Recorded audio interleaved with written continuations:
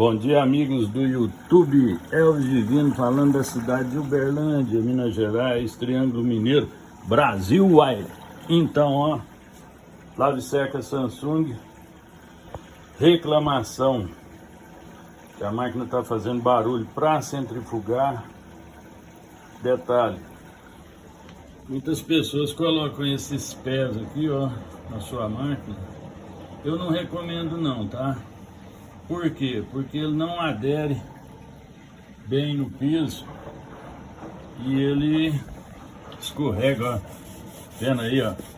Eu recomendo deixar os pezinhos original que vem nela, que são esses aí, ó. A regulagem, só regular o parafuso, deixar no nível que vai ficar a máquina. Se ela ficar 1 centímetro desregulada, a máquina na hora de centrifugar vai trepidar, vai fazer barulho. Inscreva no canal, deixa seu like, que o Senhor nos abençoe hoje, para tudo sempre, que assim seja.